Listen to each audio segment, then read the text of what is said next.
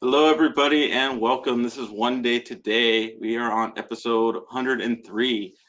So it is 2021. We have had quite a year, and it's kind of crazy for me that when we started this virtual stage, the place that the world has found itself in. It's for a lot of people, there's been suffering, and there's been fear, and there's been chaos, but I've also I would say that there's never been a bigger opportunity for connection, for community, for supporting our neighbor, and really you know rising together. And there's something we've been using the term a lot, collateral beauty, but it's something that I can't help but observe since we started this stage in the midst of this pandemic and all the civil unrest and political shifts and the things happening in this globalized world that are just the effect of these generational conversations. And a lot of the time in my own experiences, like when I felt my lowest and the most powerless, is like, what can I do? How I'm just one person. What can I do to impact the world positively? How can I experience something great in myself to share with the world? And it's something that as we have the stage every week, it's something that I'm humbled by, is that every person we've had from every walk of life, every creed, and every color has something, there's something unique that from what they experienced and from what they overcame, allowed them to discover something beautiful in themselves, but also something much greater than themselves. And I think this is such a beautiful thing to be able to experience, just to receive, but just to, when you're intentional and you to notice those things and notice the unique gifts that we all have. It gives me not only hope for the future, but it just excites me from what's possible when when we choose every day to create a future that inspires us, that moves us that's what inspires me, is what's possible when we recognize, focus, and experience the divine expression of the universe in us all. And like, what new recipes can we create? What new art can we create? What new spiritual collaborations, scientific discoveries? And there's no limit to what's possible. And I'm excited. I'll introduce both our guests in a moment, but I'm just excited again to be here with you and to just share the beautiful gifts of two extraordinary people, and just remind you that you have something beautiful to share, and you have something unique that contributes to us all. And I want to invite you to share who you are, because it's something that nobody else has that you have uniquely. So before I introduce my guests, let me welcome our co-host Matthew, all the way in Hawaii, and still always have a little bit of jealousy every time I say that. But how's it going there? How's the weather? uh, Perfect as always, sunny and 85. Yeah, That's yep, I'm sure it is. like and every time you say it, invitation still stands. You're always I'm welcome to come. Like, just all I'm you gotta do is thinking hop I'm on a thinking plane. 2022. I'm thinking 2022. It's gonna happen. I'm It's gonna thinking happen. that's an excuse. I'm thinking you can hop on a plane tomorrow if you really wanted to. But I could. I may. Okay, I will keep that in my bag, because I think it's nice to have. nah, man, I'm good. I've been playing a lot with that theme that we've found on this show of collateral beauty. And in that, one of the things I've realized just in the last 2 weeks actually is um, there's like how can I explain this?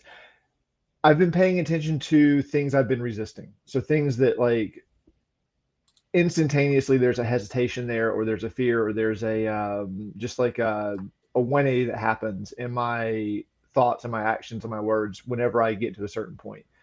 And what I've noticed is not only is there a resistance to feeling really bad, like really awful, but there's also resistance to feeling really good. And there's this weird happy medium that like Matthew is comfortable in. That's kind of just like, I'm okay. I'm not great. I'm not ecstatic. I'm not joyful, but I'm not depressed. I'm not angry. I'm not sad. I'm not miserable either. I'm just kind of okay. I'm just kind of existing. And like the more I pay attention to it, the more I notice little things where that has been mirrored in my entire existence, including in how I feel physically, like my body. Where like I've been every time I get right on the edge of getting sick, I'll do just enough to not get sick, but I don't really go far enough to feel really, really, really good. Mm. And it's like I'm slightly amused at it now. And also recognizing that fierce determination isn't just required in order to achieve what I came here to do, whatever that happens to be, but also to just go as far as I possibly can go. Like, I never imagined feeling a resistance to feeling good. Hmm. And now that I've noticed it, it's just like, okay, well, where all is this stopping me in my life? Like, where is it coming from? I haven't actually seen the root of it yet, so I don't know. But um, where is where has this been sabotaging me? Where have I been sabotaging myself because I have a Hmm. fear of feeling really, really, really good? And so that's just something I've been playing with over the last couple of weeks. And like I said, I don't have any answers yet, but I'm curious, like, if you've noticed that yourself, and what are some things that you have kind of played with to step around it if you have noticed it in yourself? Yeah, I can absolutely relate to that, and I definitely would say it's a question. I don't know if I have the answer, but I will say my experience.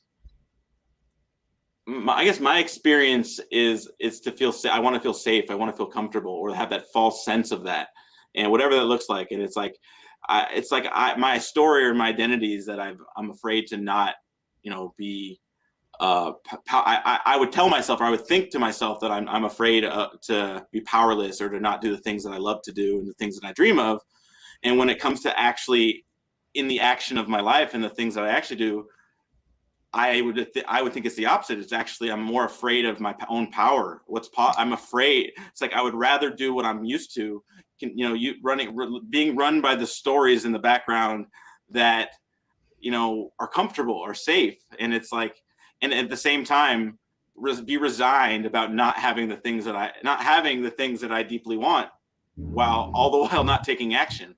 So I think it's serving my identity when I just avoid taking action, on the things that I say are important to me. And I think it's that simple. Yeah, and that kind of like, what are the stories that I've been living in that have been keeping me in that? And like, so just an example of being afraid of my own power, being afraid of being joyful, is that, well, what will other people think of me if I'm really truly fully present and truly joyful and truly happy?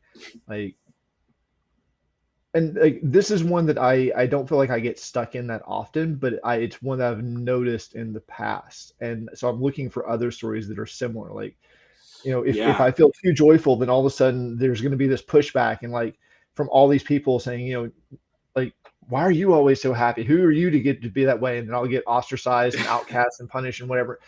So like, that's just one example. I'm just like, there's clearly more stories that I am stuck in that I'm not quite aware of yet. And so that's what I'm looking for, the stories. Um, Yes. I well, let me. I have that reminds me, and it's like, and it's I do the same thing, and it's like how my identity most of my life I've tried to look good and avoid looking bad. And I would like use the example of like being on a dance floor. It's like if you can enjoy dancing by yourself, and then all of a sudden you start thinking about it. It's like, oh, people are watching me. Like I probably look like a complete weirdo. And it's like I have this experience just when I started, the vision for one day was, if I share what I really think and who I really am, people are going to think I'm the crazy kumbaya holiday guy. And in one sense, I suppose I am. In the other sense, like, yeah. but it was like, but it's more the idea. What will they think of me? Like, if they know what I really feel and what I really think. And it's like, it's always the image of what somebody might think of me. And it's like, and that's kind of the question for me is like, what would be possible if I could take action and be expressed, and regardless of what, whether I look good or bad, it's just being real. It's being me. And there's some people that you just see it. They just like whether like there's something that they're dealing with physically, maybe they're overweight, but some people are just still like, that doesn't affect them. They don't like, I've seen like very, like physically large people like on a dance floor, not self-conscious about their weight. And it's like, wow, good for them. Like they can be, and I've met people with like completely great shape, completely self-conscious of what people, and it's like, I feel like it's being able to have the courage to be self-expressed and to not, just to see it, to notice it. And like, hey, I am avoiding doing something because I'm trying to look good right now. Yeah. And like the escape from that for me has always been finding the lie in the story. So like the example of this particular story of being scared of what other people think because I'll be ostracized. Do I actually know that that's a true statement? And the reality is no, I don't. And in practice, when I have been really truly in my power and like actually taking control of my life and being joyful, like that has been the times that the most amazing people have come into my life. Mm-hmm. Instead of being pushed away, like that's actually when people who I really enjoy and get along with actually come into my life. And so like it's all about, one, recognizing the story, and then two, finding the lie in the story and letting go of the lie. And then when I do that, like I'm clear, I'm free. And it's just but like that's a theme that I feel like is worth exploring on the show. And I maybe over the coming weeks, that's something we can dive into. But for now, it feels like it's time to actually start bringing our guest on. Yeah, absolutely. I definitely think it's worth exploring that. Well, I think, it's a perfect time that I want to introduce our first guest. I'm very excited to have with us Kristi Nelson. Kristi. Hi, welcome Kristi. Thank you for being with us. Hey. I'm really happy to be here. Welcome. Thank you for having me. Oh, we're happy to have you.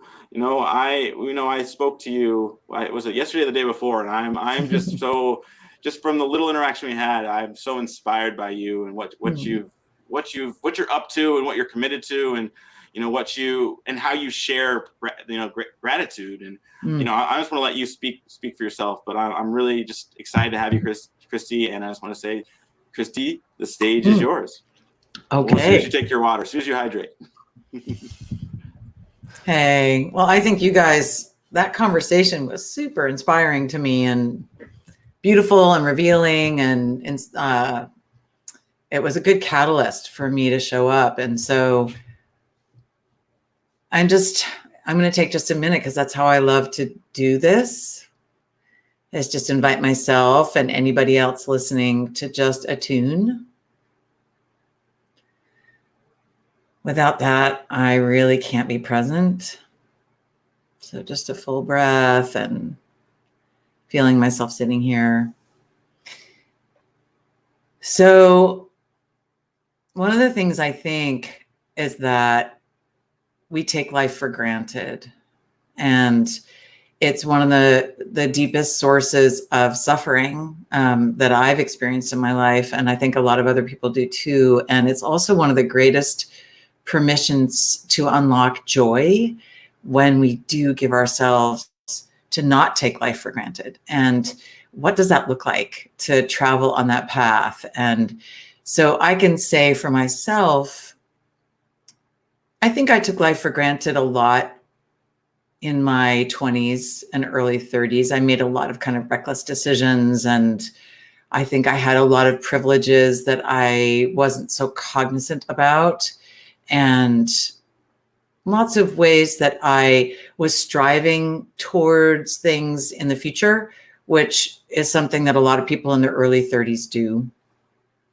And so I was on I was working in social change work and nonprofit work. And so I was doing kind of all the right things, but I was definitely on a trajectory of working towards things in my life. Like, I've got to get here and I want to get there. And I I want to have this and that, and whether it's love or a kind of particular security or home base or something like that. A lot of things were driving me.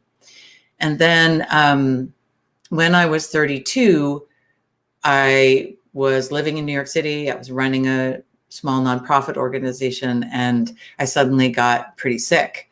And I didn't know why and didn't know what was happening. And I lived that way for a really long time. And so one of the things that's interesting is just we're in this universe right now of a lot of uncertainty, and a lot of us are living with this idea of we don't know what to expect. And I had to befriend that, because I got sick and I ended up in the hospital with fevers of unknown origin. And what was interesting is it was the days of heavy duty days of AIDS and the AIDS epidemic, especially in New York City. And fevers of unknown origin, which is such an interesting diagnosis, right? To have a diagnosis of unknown was what I had. That's all I had for a pretty long time. I would say most of 9 months, but I was in the hospital for 10 weeks through the summer, and living with this not knowing and living with this uncertainty, and being in a hospital room and not being able to leave when I was 32 years old was radically life-changing for me. I had been a very outdoorsy person. I did yoga and I was a runner and I ate really healthy. And to all of a sudden be in this teeny weeny room, attached to intravenous's and not able to go anywhere and not able to see a lot of people because fevers, people had to wear masks around me. So it's a little bit cognizant of what we're going through now with COVID and how much I didn't know about what was happening with me and my body and my life. And so I remember just thinking this may be all my life ever is. Like, wow, what if I don't ever get out of here? Because it really felt like it was a serious possibility, and I was getting worse, and I kept having diagnostic surgeries and some of them went wrong. And and I really developed in that space of being in, I think it's like the retreat that you don't choose. The spiritual teaching that is not your choice, but actually comes upon you in a way that I never would have chosen such a thing in my entire life. And yet it transformed my life completely. To be so alone, I was a very social person. To be so sick, I was very used to being healthy and able-bodied. To have so much uncertainty when at that stage in life, I think we're very wedded to certainty and these ideas about our lives, about where we're going and what's going to be possible. And to have all of that stripped away and to try to understand what was left was very powerful for me. And it was the first time in my life I ever prayed. I had been a spiritual person, but I wasn't raised as a religious person at all. And I had never really had this experience of kind of higher power or a sense of kind of pleading in some way to the universe. And so I remember the prayer that I prayed was, if I am meant to die young, please let my life have as much purpose as if I had lived a long life. Let my short life, my death, be purposeful in equal measure as a long life would be. And if I live, let my life be as purposeful as a short life would have been. And in that space of time of not knowing what was wrong with me and getting worse and my symptoms not abating, I think I made peace with death in a particular way that I never could have otherwise. I think at that stage in my life, I became intimate with the possibility of my own impermanence, and in a very real way.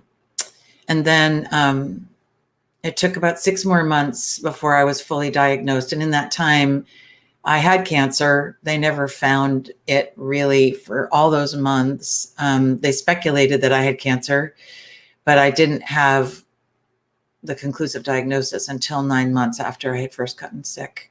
And by that time, the cancer had spread to my spine and I was unable to walk. And I was in an incredible amount of pain, like I've never known was possible. And living that way for quite a while was also life-changing. What one is able to, like, what's left when the body is just racked in pain. And I had to truly ponder those questions in a way that left me changed.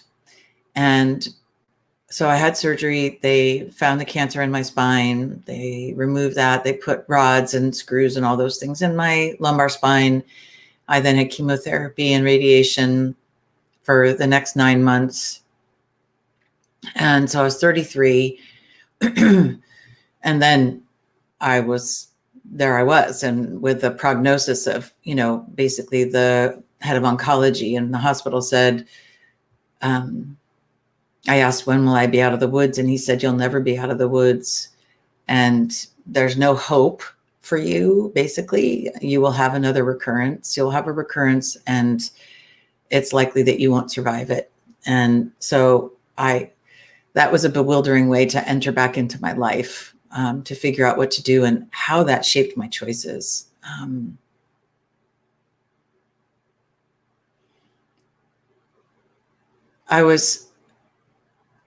I got really clear what I wanted was I wanted to live in the woods. So what was interesting was I left New York City long before, and I ended up at Mass General Hospital, and I moved to the hill towns of Western Massachusetts. And I lived in the woods, literally, where I could be in nature every day. And where if I didn't have long to live, I figured I would try to just soak up everything that was humanly possible for me to experience and to savor every moment and to treasure the fact of being alive in every moment. And it was what I called acute living, because I was taking nothing for granted. I didn't take a future for granted. I didn't take tomorrow for granted. I basically had this moment and everything that was available to me in this moment. And that shifted my awareness of what was possible. And without taking longevity for granted, what's interesting is what you were talking about, Matthew and Abram, is I felt much more able, I gave myself permission to experience joy in a much deeper way. And joy became available to me because I had had this wake-up call and I was awake. I was wildly awake to life and the preciousness of life. And I savored everything. And I was kind of chronically blown away, mind blown by how incredible life was, by sunlight, by leaves on trees, by caterpillars and flowers and people and feelings and my body and its ability to do anything. And so I lived that way for quite a while. And then I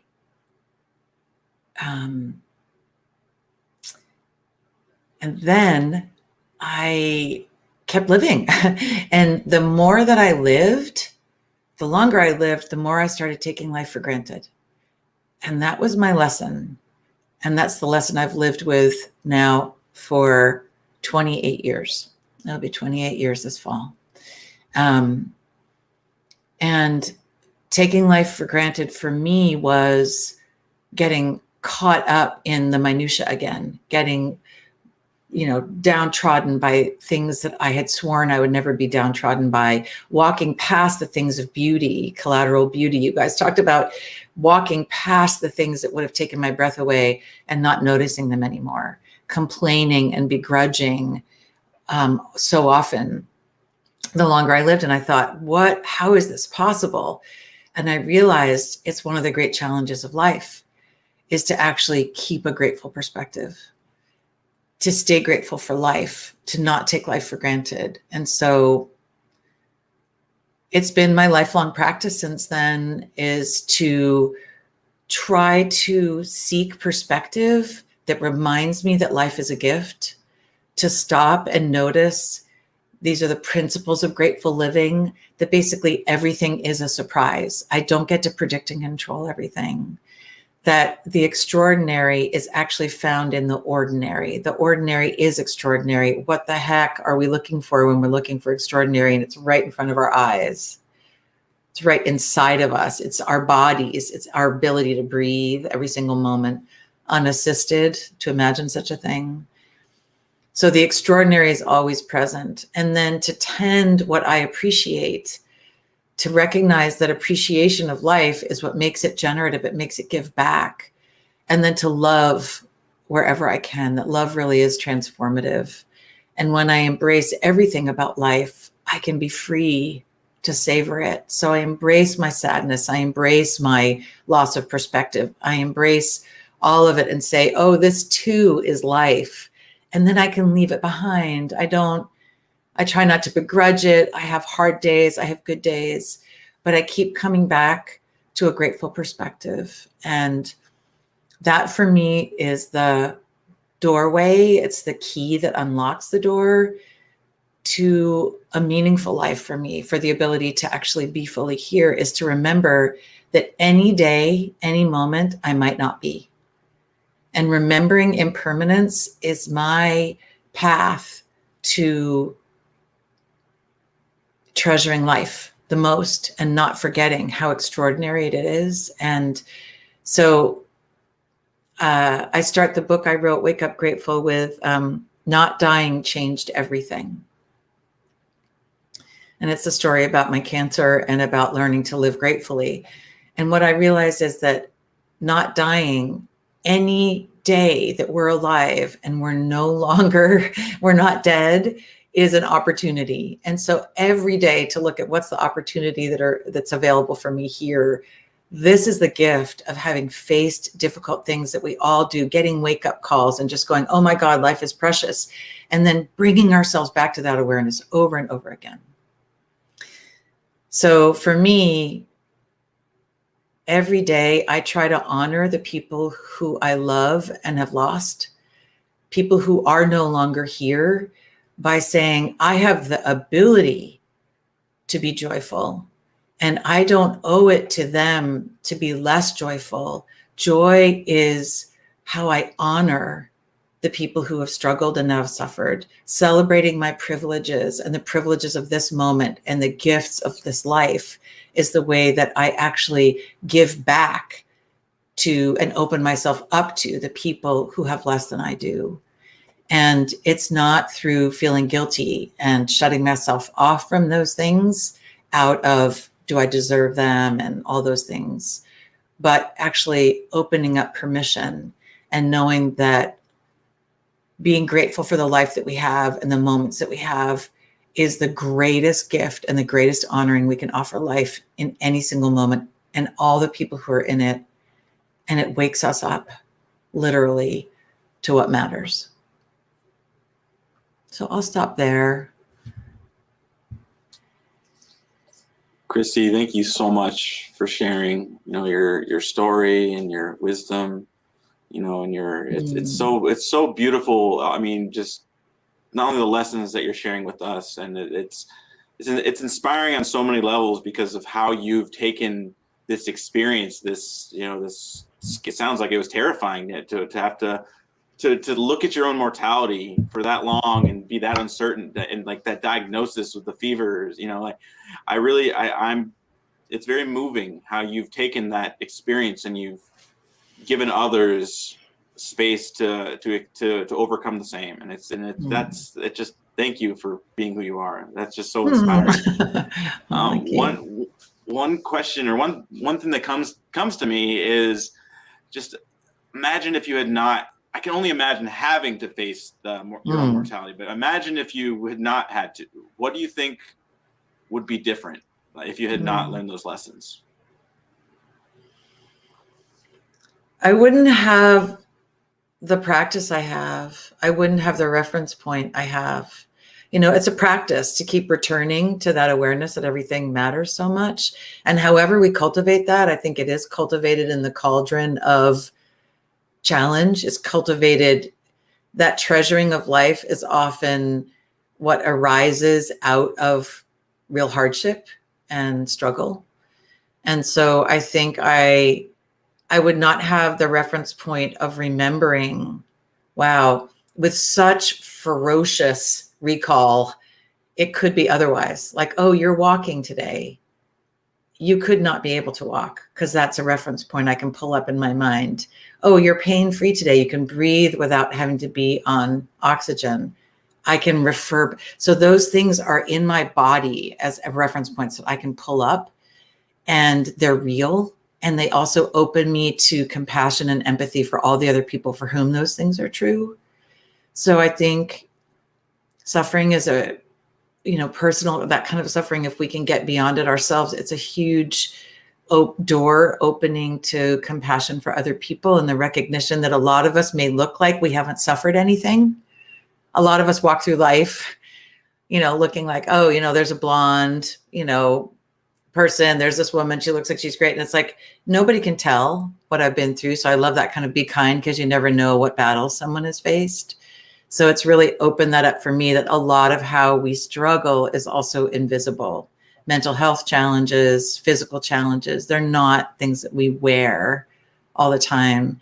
And yet, if we inquire or just scratch the surface, inquire in a deep way, there's this connective tissue between us, which is really so often about where life has been hard, and therefore the doors to joy that can open too.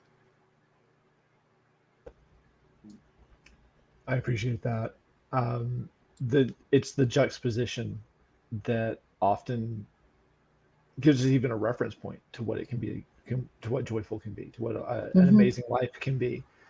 And you kind of answered this when you were talking earlier, but I'm curious if you go into a bit more detail about it. Like, I've had several friends who've had the cancer journey, who have been through that journey as well. And the theme with pretty much all of them has been cancer is almost like it, when I tune into it, it almost feels like it's a way that the soul is checking out. Like the soul is kind of like not happy, not checking out, not satisfied here, and is just ready to go and checking out. And the ones who have come through to the other side and stayed here in their bodies through the cancer journey have been the ones who have chosen to live for themselves, almost like a rebirth, almost like coming back and actually choosing to be here and living the life that they were given this time around. And I wonder if you would kind of, maybe, if that resonates with you, go into some of the things that some of the places you were at in your life before you got diagnosed, before you got sick, and if there's anything that you can see that might have led to that, like, from your own experience, your own emotional journey, and then coming out the other side, what was the shift in those things? Well, it's really interesting, because I watched some people die around me who really wanted to live, like who had everything to live for. And actually more than I was conscious of having to live for, like people who, and so what's interesting is, like you say, the soul, I think there may be something more karmic that's much more kind of beyond this particular even lifetime, or something that's kind of written. I don't know, but what I do know is we can want to be alive so much. And so I think it's really easy to get into a story about, we live, if we want to stay alive, we'll stay alive. And if we don't want to be alive, we can easily succumb to things. And yet I think I've known so many people who don't really want to be alive very much, and who keep surviving and keep being here, and they don't know why. And I've known people who have died, who have wanted to live so badly that it's painful. Their loss is so painful, because I had been very much a kind of your thoughts are your reality person before this. Before cancer, I really thought like, oh, positive attitude is everything, honestly. And I was a Bernie Siegel, Louise Hay kind of a person of just, you create your own reality. And, if you just shift this and shift that, and if you want to live badly enough, you will. And that it's all about attitude. And then this experience really took me out of that. it took me out of that belief, because I believe it's so beyond our own will, or even like maybe the will of the soul. I don't know, but I think it's really a bummer to die when you want to live. And it's also can be a real bummer to live when you don't want to be here. And I think there's reasons for these things that are so hard. And until you've lost someone you really love, who you watch their death be so painful to them, such a huge, like, something to reconcile. So it's actually interesting. So I don't know if I'm answering your question, Matthew, but I think it's like, no, seriously, because I had ambivalence about life beforehand. And if you ask me why I'm still here or why I survived and other people didn't, I would say that I think it's a huge mystery. I think it's a huge, mysterious combination of so many things that's beyond our comprehension. And that any simple answer, whether it's like, oh, the chemotherapy protocol I got was good, or I really just had a great attitude and I wanted to live, or, any of those things, anything simple is not going to address it. And so people often ask me, like, what did you do that allowed you to keep living? And I think it's really, I'll often say I don't believe in formulas.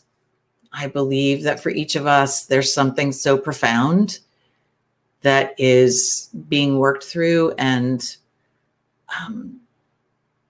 that's why I feel like it's so important. I mean, it's very emotional for me, but it's so important to be grateful for the honor of being here, because there are so many people who want to be here who aren't.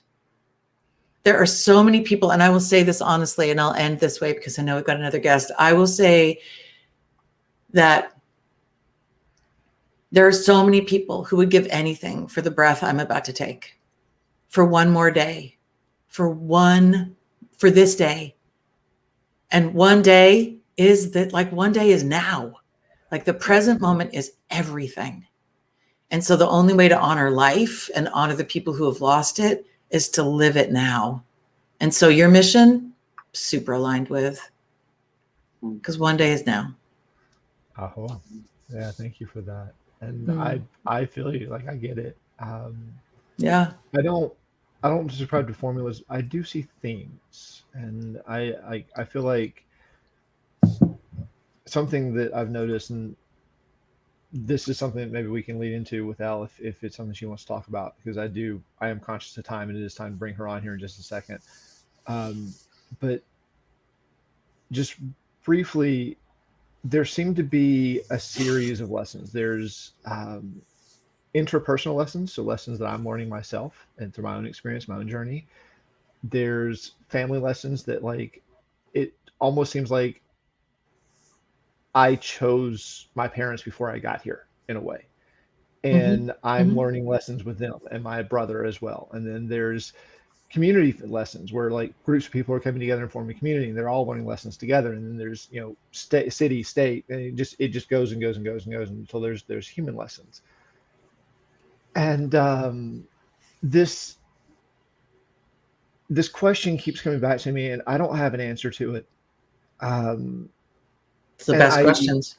Right? Like, it's like, but it's one that feels like it's the one to discuss the most, which is what is death that so many people feel the need to avoid it so strongly.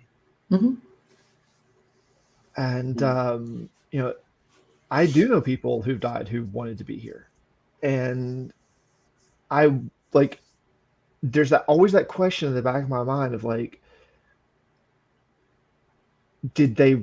was that really something they wanted, or was it something they wanted to want, but deep down there was something else they hadn't resolved yet? I'm just going to answer that question really quick, and then let's go to Elle. Yeah. But I would say this. I would say if deep down ambivalence about life was the thing that could take you out, we'd be a very small population.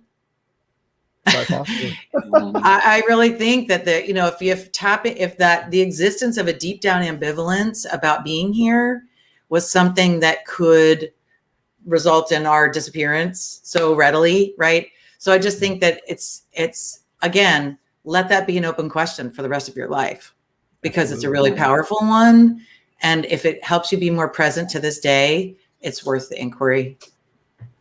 Oh, thank you. Thank you. Mhm. Thank you so much, Kristi. We'll check back in with Kristi in a little bit. I'll be in the green room.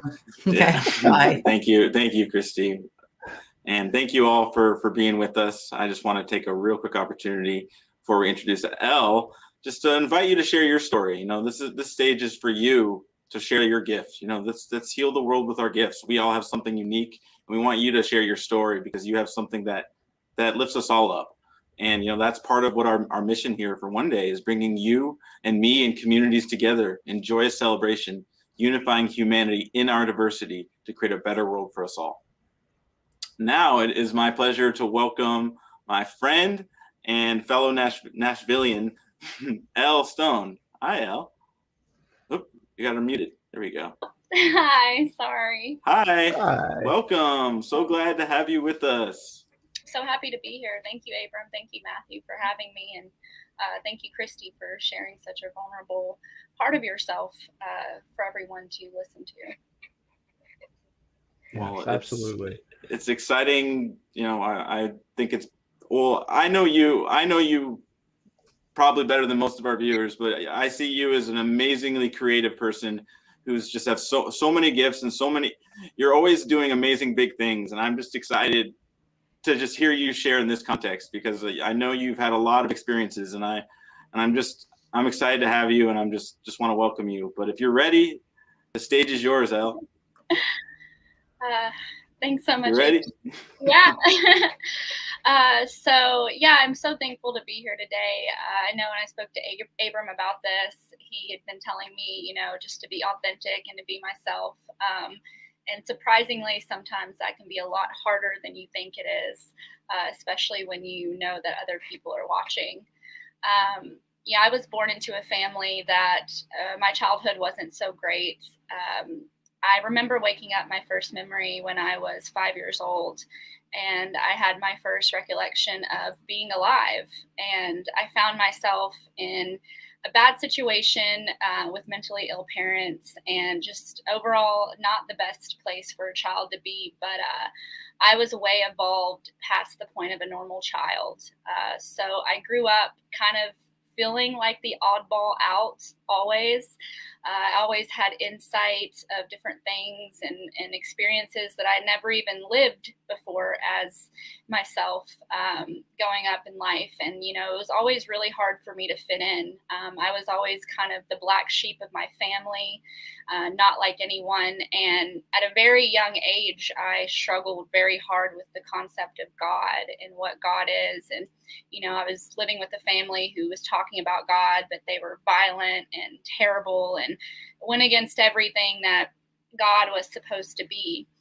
And so from a very young age, I not only learned how to be grateful for incredibly small things, because I didn't have a lot at all, but I also started questioning my existence and my purpose. And I went through many, many different trials and tribulations of trying to find out who God was and what God was and who I was, and why would you put me in this situation with this family, with this mind. And it was almost like being a prisoner in a sense. It wasn't until I got a little bit older and, you know, went out on my own and ventured and started having my awakenings and my enlightenment that I truly realized I was put into that family to break the cycle, the karmic bond that they had built up many lifetimes and generations before me. And so I realized my purpose was to mend that and to heal that. And I went from, man, I'm so weird, to, man, I'm so weird. And I started to really be thankful for how different I was, and understood that that was my superpower and that I was who I was for a reason. So, you know, I really started embarking on a journey of self-awareness and discovering what my gift was to people, what I could offer to people. And slowly that became more prevalent the more I met people, because I started to realize people were drawn to me in ways that I didn't even understand. And so I started to dabble in the community, and start talking to people in every aspect and avenue that I could. I made bonds and connections with people. And I guess fast forward to now, I've kind of started my way in the community and the music scene. I co-founded a business, a music event company, and I do a lot of interviewing and sitting with artists and talking to them. And the more and more I do this, I realize my purpose every single day is that I am definitely a beacon to help people discover things. I've lived many, many lifetimes, and I know that because I've sat in meditation and I've recalled them. I've seen them. I have information stored that you would be like, oh, how do you know this? Well, I don't know. I just know it. I speak to my angels daily, and I've built a relationship with God that only has come through all of the things that I've went through. I truly wouldn't be the person I am today if I didn't go through all the hardships and the terrible, terrible things that I went through, much like, anyone else can say. Now I kind of find myself really embodying the philosophy that everyone is a creator. That our purpose here is to create worlds and to bridge the gap between the spiritual and the physical, and to really mend the spiritual war that has been going on in this planet for before we even existed, and it's still carrying on today. And I realize that I'm a fighter in that, and to help make others realize that they're fighters in it as well. I've helped bring many people to enlightenment and show them their purpose. To me, creation isn't just painting and drawing and singing and dancing. Creation can be having children. Creation can be science, philosophy. It can be any manner in which you make a statement and make a difference in the world. You're creating a difference, and you're creating another timeline. There's an old Sanskrit saying that maktub, meaning it is written, meaning everything that ever existed or ever will exist has already been written in the stars. So, not saying that you don't have control over your life, but it takes a little comfort knowing that there are multiple timelines and multiple things that you can do. So, I know a lot of people get caught up in the society of, I'm running out of time. Well, I'm about to turn 30, and I know a lot of people that are like, oh, you're about to turn 30, you got to hurry up. And I just don't subscribe to that, because I believe that every opportunity, that one day is today, to get onto your motto, that every day is an opportunity to build a new timeline, and that you have the ability to go any direction that you choose if you just have an idea of where you want to go. And now doing what I'm doing and being in the community, I've started making connections with people and seeing that we live in a world that tells us, on the news and on the media, that there's so much terrible things happening and there's so much bad in the world. But in reality, when you go out into the world, everyone just wants to be loved, even in their most violent tendencies and the way that they can react, especially nowadays with how everything's so divided. You're either on this side or you're on that side. At the core of it, everyone just wants to be loved, and they just want to be accepted, and they just want to live a happy life. And, a lot of us are scared and don't know how to do that. And I feel grateful that I've been blessed and given this mind and this perspective to where I can see over that and be able to help people come with me. I don't think that anyone is past saving. I think that we all have the ability to confront our trauma and understand our purpose here and to go at that. You can make a change any day. And that's not saying that if you've done something super terrible that, I'm like, well, come on, get on the bus with us. But on a grander perspective, we really are all working from a place of trauma, and if you see that instead of it's good versus evil, it really changes your perspective and helps you look at people very differently. And I've been seeing that more and more just in how much more I'm involved in the community, because I do artist interviews as well, where I sit with artists and I sit down with them and talk to them and hear their journey and hear what they've been through. And I just think it's absolutely incredible that everyone truly has their own story and something they've been through. And you don't know what someone's been through. You don't know why they think the way they do, why they've gathered that perspective. And I think it takes, it takes patience and a higher understanding to sit back and really try to hear that perspective instead of just blast out yours and assume that what you say is law, and over the years, through my enlightenment and all the things I've done, I've learned to listen more than I've learned to do anything. And if you just listen to people talk, they will surprise you.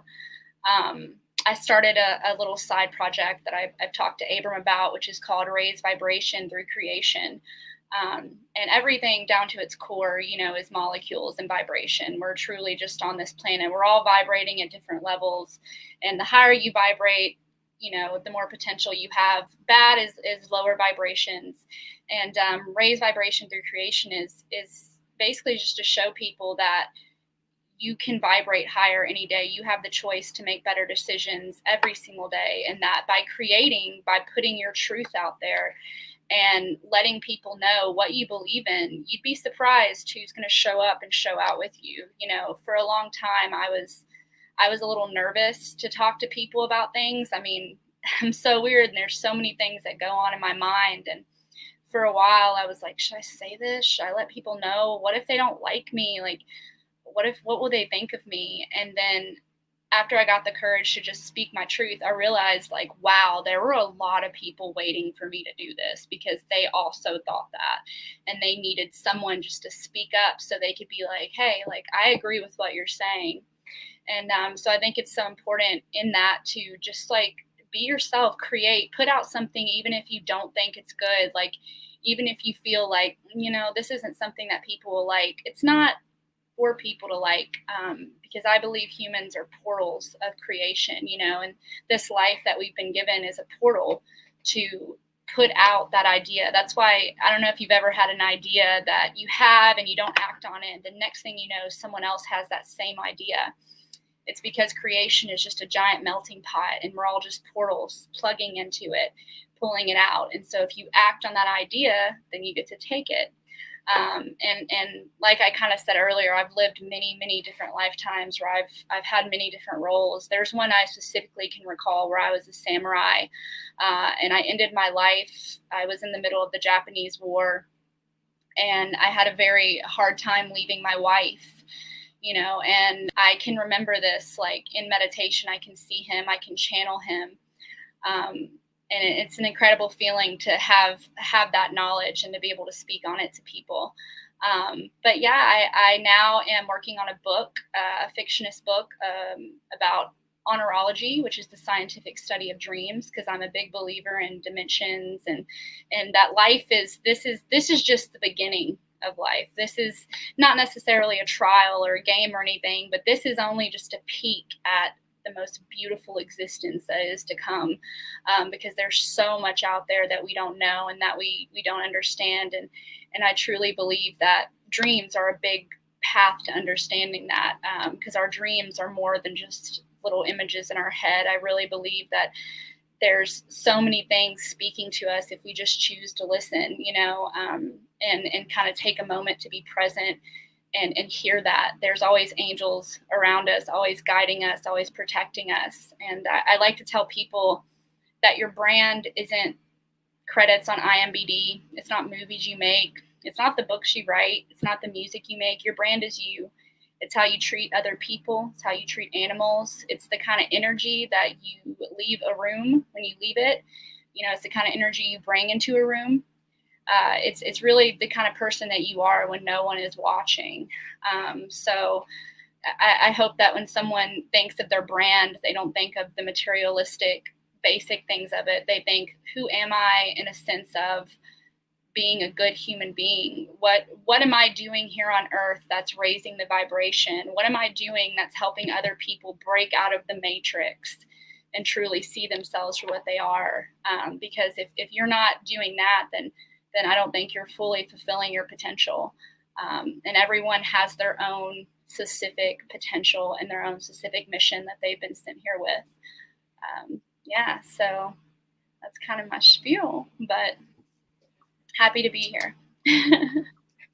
Thank you so much, Elle. You had so many golden nuggets in what you shared, but just thank you for having the courage to be you. It's something I've always admired about you, is how you just like, we haven't caught it, like sometimes we hadn't talked in like maybe a month or two, and you're like, oh yeah, I'm starting 2 music festivals, or oh yeah, I'm making a cartoon, or it's just like, you're always creating, and it's beautiful. But I love how you said it, like the paradigm, like how you encapsulated the paradigm shift that you experienced, is like from I'm so weird to I'm so weird. It's like this. It's I love that, because it's not deny. It's not. And I feel like that many of us go through that experience of like having these thoughts of how if the world sees me for who I really am, it's like they're gonna think I'm weird, and like I'll say, it's like, who wants to be normal? Like weird is like that. There's so much beauty in weird, and just like as you were pointing out, like this is a choice we have every day, and how everything is a creation, and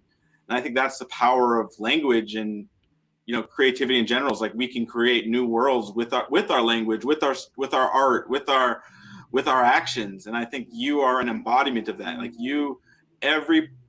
there's nothing untreaded. Like everything in your space, you're creating something with. You're making something beautiful, and you're planting seeds for that'll bring others. It's like seeds of joy and laughter, and just like, and I think it's beautiful for the world to have people like you, and to have you specifically just like sharing just that creative expression. It just makes the world, more joyful to experience. So thank you, first of all. Thank you, Abram. Yeah. So one thing I wanted that comes to me, and I kind of want to bridge it in a moment to what Kristi was saying, but we were talking about God and not understanding God, and that's, I had a very similar experience, and I feel like many people, whether we call it God, source, universe, whatever words we use to describe that source or that power greater than us, I had a very similar experience, and I would love for you to kind of go into that for you. Speaking for myself, it was when I experienced, well, I'll just say it now, like with what Kristi was saying about death, is kind of how I heard what you were saying about God. Is like God is not my thoughts about God, nor is God and the same thing with this. Like we have thoughts about death or thoughts about God, and it's like we always get like, this is like the idea is like we associate the idea with the thing itself, and I think the experience of God, like the experience of death, is not something that we can even write or explain. But I would love for you to just share what opened up for you in your experience with God or source or the universe. Yeah, well, from a very young age, I realized I was very spiritually inclined. I would see people after they died. I would, be able to hear voices. I would be able to tap into things that, other people couldn't. And kind of my transition from seeing it as like, what is God, to like, it's the source, it's everything, was really, honestly, when I started to realize the reason I was sent to my family, because my mom is very mentally ill. And I think I reached a point probably in like my early 20s, when I was 20, because I had been struggling my whole teens with it, basically almost kind of hating the idea of God, because I'd been fed all these different viewpoints, like God is this big guy in the sky, or you're going to be sent to hell if you don't do this, and being filled all this. I kind of reached a point where I was like, excuse my French, but fuck that. I just didn't subscribe to any of that. I was like, well, if there is a God and he wants to condemn me for existing, then I guess I'm going to be condemned. I reached that point. And then when I kind of got into starting to see my mom's decline in mental health, and really it was almost happening cohesively, her decline in mental health, I started to truly embrace my divine feminine. And I realized, I was like, man, my whole life I've been so different from them, but there's a reason for that. I was like, this is source. This is God working, putting me in this position because I'm meant to break that cycle. So I think if that stands to your question, is kind of when I realized that. And I don't know if you watch, a lot of TV, but there's a Futurama episode where Bender becomes God. and he's basically floating through outer space, and he has this village on his chest, and there's a village on his back, and they're all asking him for help, and Bender tries his best to help all of them as much as he can, and he ends up just killing all of them, and he finds actual source in the middle of the universe, and he's like, how do you do it? Like, how do you please everyone? He's like, I just don't do anything. I just let people exist. And that was seeing the episode was a big, to me, I was like, that's really how it is. Like, people blame God and thank God. And at all times, I think we should start thanking ourselves, because we are an embodiment of that, and stop blaming anything, because all of this is just happening, for us, for a purpose. And there's not a big man in the sky that's being like, you're going to do this and you're going to do this. Source is just existing and doing what we were meant to do, which is create. We're just visions of him. Or it.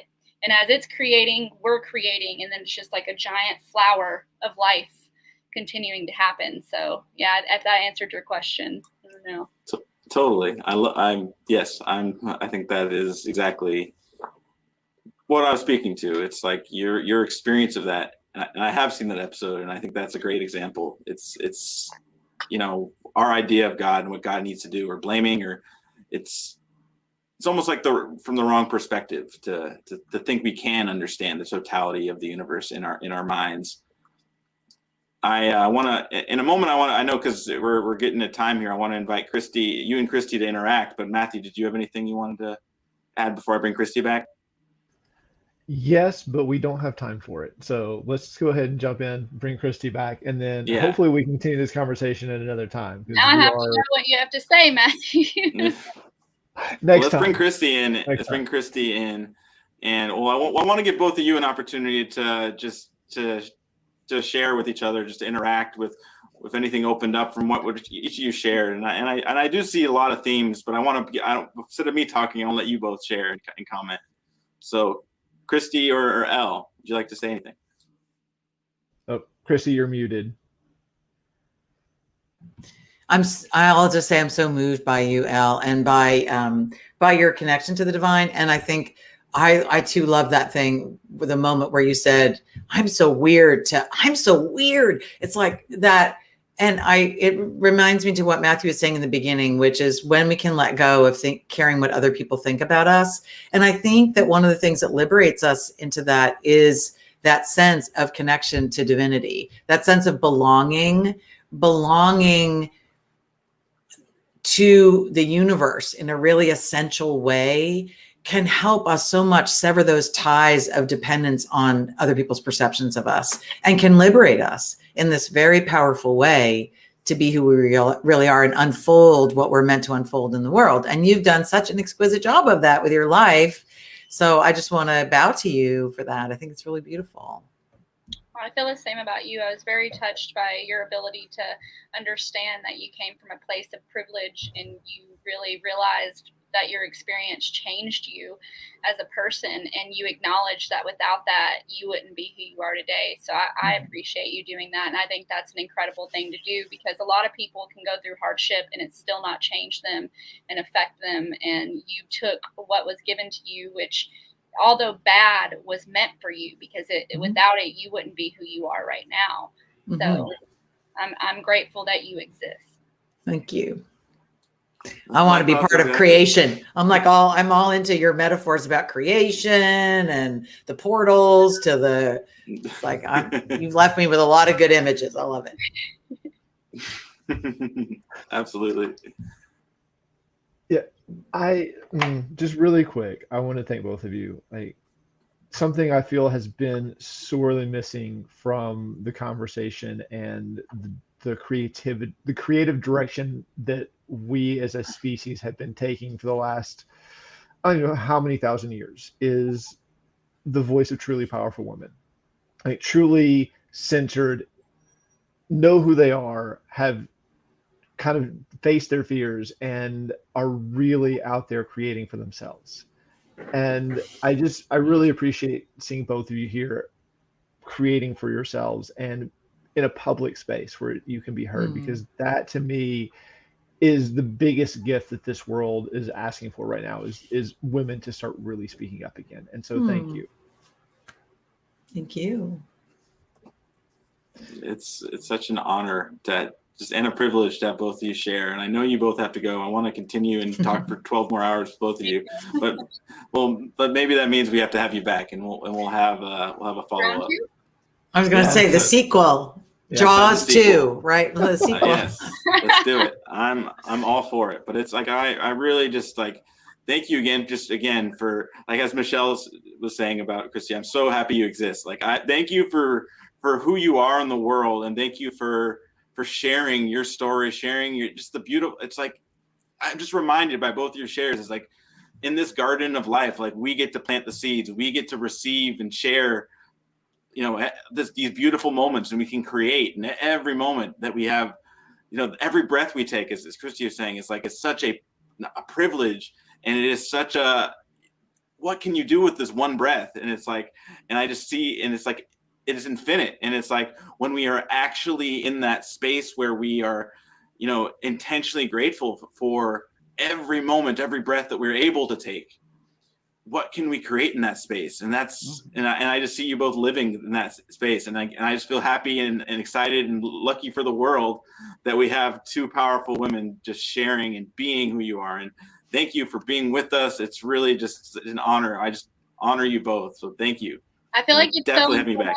I feel like it's so important now too, in the position that we're in with all the stuff happening in the world, that people like us try to help other people realize that too, because a lot of people are very lost, and and they're expressing that in multiple different ways, and got to take a step back and look at it from a higher perspective and show people that life it's not just this 9 to 5 paying and dying to exist. There's so much beauty and so much worth in our purpose, and opening that's just going to keep opening so many more possibilities for everyone. And hopefully one day we can get to a world where there's not a lot of suffering.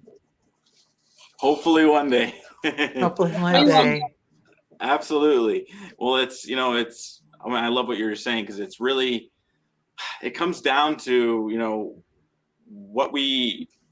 the future we live into is like what's possible when we recognize and experience the possibility and the humanity in our neighbor. And just like kind of what you were just saying, Al, it's like that's what I want to experience. It's like when we actually are standing there, and seeing the people that maybe we don't agree with, or maybe we don't even like, but we can still love them. You can love someone that you don't like. I think those are the ones you should talk to. The people who you disagree with are the ones that you should be sitting in a room with. Absolutely. You gotta challenge yourself. If you're sitting in a room where you're agreeing with everyone, I think maybe you should go to a different room, because you've already done your due diligence in that one. My partner has a great saying: if you agree on everything, then one of you is redundant. one of you is not necessary. Like, basically, if everything's in agreement, then what? So it's like, how do you learn? Yep. How do you learn anything? So let's keep learning together. Yeah. Let's keep learning together. And also, the ones that are the hardest to love are the ones that need it the most. And again, thank you all so much. I'm gonna conclude this episode, but we are definitely gonna have you back. We're gonna follow up, and we're gonna go even deeper and further and swim in the depths of this cosmic mystical experience that is life. But thank you all for tuning in. Oh, look at this. We got love all around. Thanks, Elle. I just want to thank Matthew. you all tuning in and for being with us. And I'm just going to share, this is what One Day is about. This is our vision of One Day, is really this humanity rising in a connected world where each person's unique gifts, unique genius, unique contributions being valued and magnified through a higher level of collaboration, producing unprecedented new realms of possibility. Thank you all for being with us. Thank you again, Kristi and Elle. Thanks. Thanks, One Day. Go One Day. And one day is today. One day is today. Take care, everybody.